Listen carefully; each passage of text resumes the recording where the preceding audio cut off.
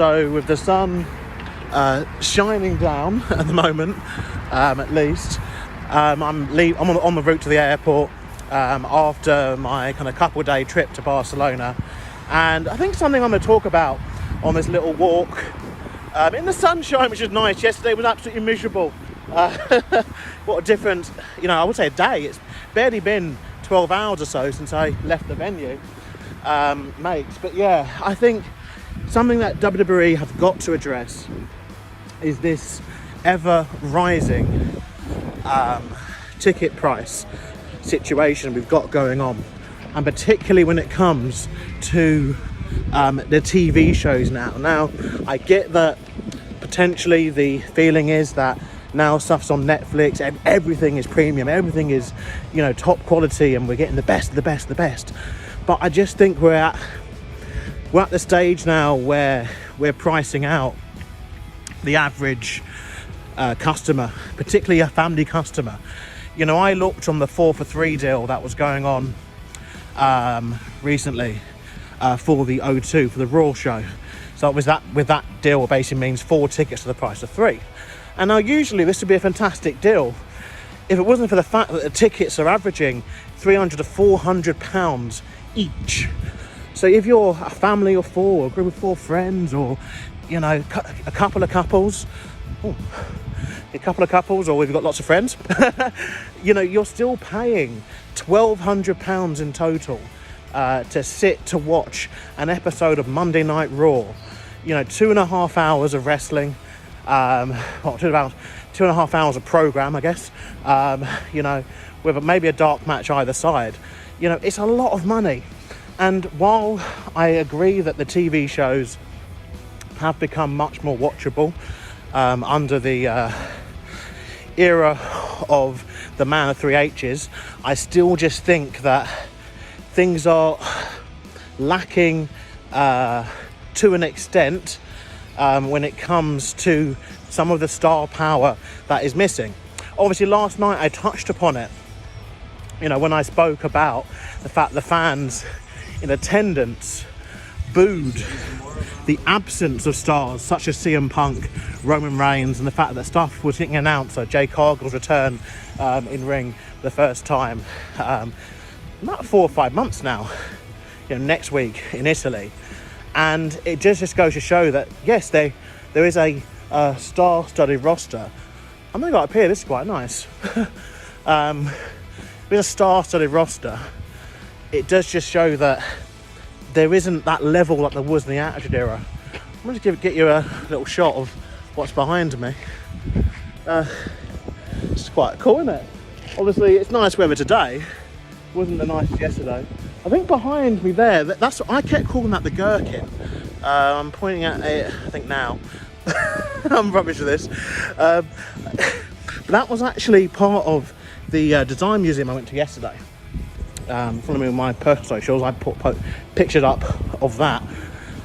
But I just kind of felt, back to these ticket prices though, I do kind of feel that surely we've already gone past the max, and obviously WrestleMania ticket sales, or the lack of them, is to be believed.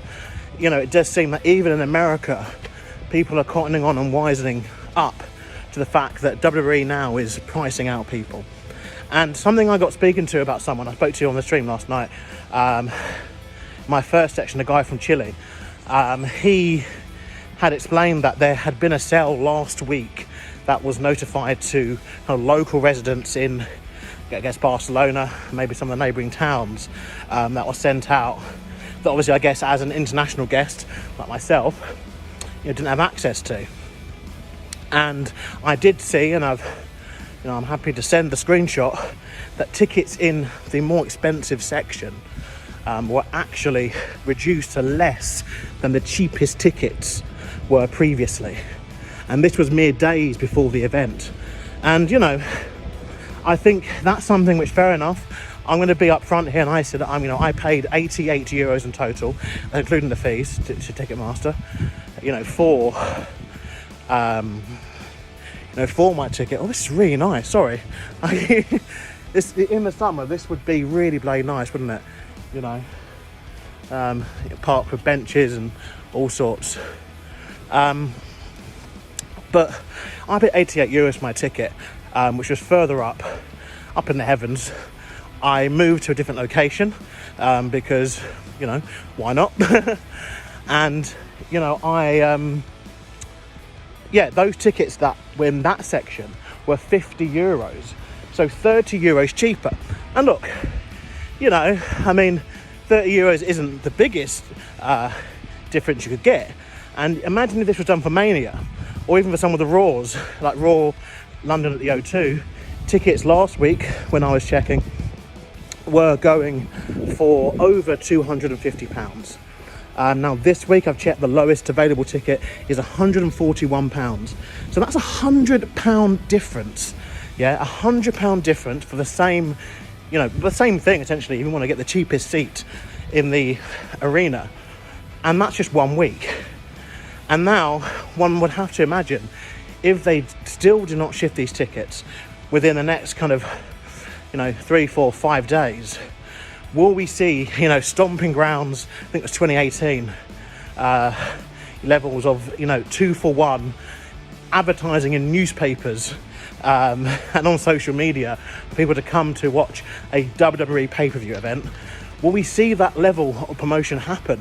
Because at present, there's a lot of seats left for Glasgow. There's a lot of seats left for the O2, you know, and we are not too far away from these shows taking place. And, you know, so do they want the empty seats, or do they want cheaper prices to have to exist? You know, my take on it is very much that I think they're trying to make it seem more premium than it is. And they're doing the whole, like, it's expensive because it's good and it's worth it. And, you know, some people can afford it and others can't. So I'm walking uphill. I've got 2 bags I'm carrying. But to some people it is worth it. But to others, it's just not affordable. You know, like where before, you know, years ago, we'd have tickets that were, you know, £20, £30, even if you factor in inflation, and say, okay, those tickets nowadays would be maybe, you know, £50, £60. Where have those tickets gone? Because the customers are still there, you know, and obviously they've got new customers now coming in that, you know, want to see the product, want to appreciate the product. Railway stations behind. Something you do notice in Europe, a lot of the shops open quite later. Or they have like split opening times, so just something to be wary of when you're coming to international events. A little bit of a tip there. Just note that, yeah, in lots of parts of Europe, the opening time for shops can be at about 11 o'clock or so, and lots of shops do close for lunch. And in the summer they close for, obviously in Spain and parts of Portugal, they close for, you know, siesta, and usually then open in the evening. And be wary that lots of shops in Europe do not open on Sundays. So if you're coming to a pay-per-view or PLE or any sort of wrestling show, pretty much shop opening, it's opening up right behind me. I might just move out the way from this woman, let her do her thing. If you're coming to an event, you know, at the weekend, just bear that in mind. And there are different public holidays and things happening, such as, to be fair, the Barcelona Marathon is tomorrow at time of recording this. So if there was to be an event tomorrow or on Monday, I think it would be quite busy and quite hard to get around the city. The city's lovely, by the way. I would really recommend it. But yeah, to finalise my points on the ticket prices, I think they're going to have to bite the bullet somehow and decide that, look, you know, we don't want empty seats. We want butts in seats, and let's come up with a better ticket pricing strategy. And some of this is obviously, you know, in with the broader, you know, ticket areas, where obviously, you know, all the big artists and big acts are working with Ticketmaster doing this dynamic pricing. But this dynamic pricing is pricing out people. It's pricing out the genuine fans who want to come and see, you know, an afternoon and evening of entertainment, and, you know, just can't afford all the prices. Because remember, you've got to add the hotel, the transportation, food, you know, drink, obviously, for a lot of people, you know, comes into it. But yeah, that's just my take. But I've had a great time here in Barcelona, and I look forward to coming to another international event very, very soon. Until then, I've been Lucas. Subscribe, like, share, and all that kind of stuff to Rebellious Noise Pro Wrestling. We do fantastic content all the time throughout the year. I'm in a public space now, so I'm going to stop recording. But thank you very much, and I'll see you on the next one.